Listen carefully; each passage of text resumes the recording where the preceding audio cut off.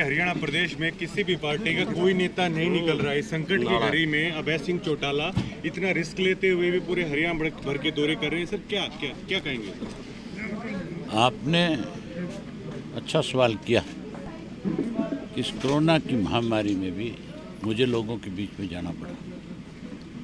अगर सरकार कोई अच्छा काम करती, अगर इस कोरोना की महामारी से लोगों को बचाने के कोई अच्छे उपाय करती, अगर सरकार लोगों तक ढंग से राशन पहुंचाती, अगर किसान की फसल को खेत से खरीदती, तो मैं 100% सरकार की बड़ाई करता, फिर मैं इस कोरोना की महामारी में बाहर नहीं निकलता। आज तो सरकार ने अलग अलग गैंग बना रखी।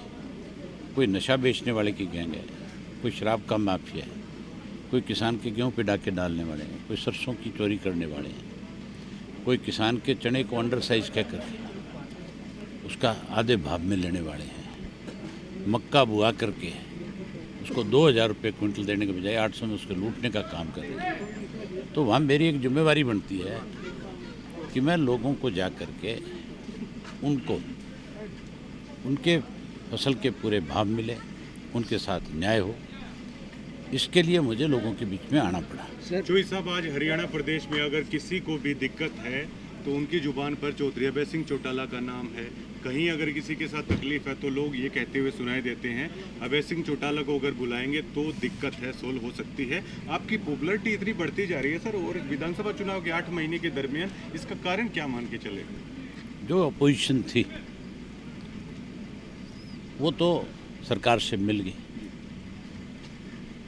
अब जो भूपेंद्र सिंह हुड्डा को काम करना चाहिए था, जो लड़ाई उसको लड़नी चाहिए थी, उसने तो अपने बेटे को राज्यसभा में ले जाने के लिए बीजेपी से हाथ मिलाने का काम किया। इसीलिए बीजेपी ने दूसरा तीसरा कैंडिडेट नहीं उतारा।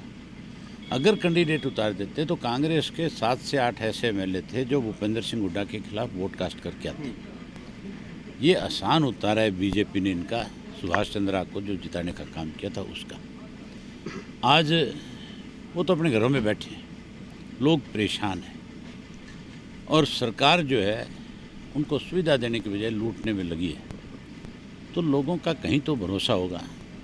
चौधरी ओम प्रकाश चौटाला के दिन आज लोगों को याद आ रहे हैं कि सरकार जो थी 2000 से 2005 में थी, और उस 2000 से 2005 के दौरान लोगों को घरों में बैठे सहूलियतें मिलती थी, खेत से फसल खरीद कर लेकर के आते थे। सरकार आपके द्वार कार्यक्रम के तहत लोगों को सुविधाएं प्रदान करते हैं। सर जो इतना अच्छा पीटीआई बैठे हैं सर, और या कांग्रेस के गढ़ में भी चाहते हैं अभय सिंह चौटाला दौरा करें सर, जज्जर में भी जो बैठे हुए हैं, क्या कहेंगे पीटीआई? मेरी आज पीटीआई से बात हुई थी।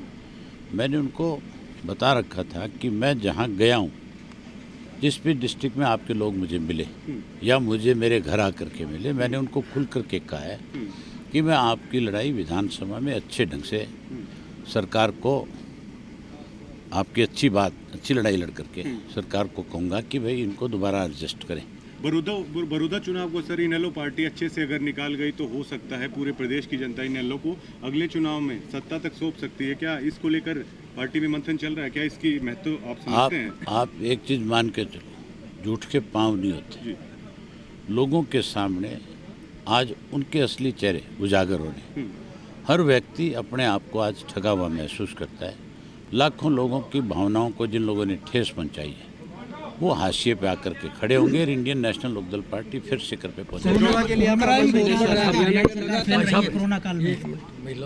कोरोना काल में क्या हरियाणा सरकार फैल रही है? हाँ, फैल है। हरियाणा देश की सरकार फैल है। जहाँ 500 केस थे, आज लाखों केस हो गए।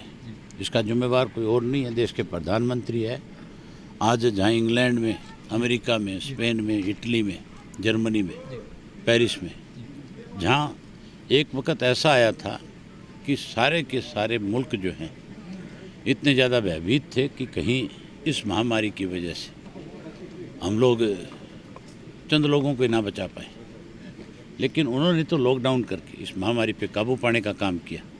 और हमारी सरकार जो है, जो 500 केस देश की सरकार, जिसके पास शुरू में सिर्फ 500 केस थे पहले लॉकडाउन में, उन 500 केस को ख़त्म करके यहाँ उस बीमारी को जड़ मूल से समाप्त करना चाहिए था।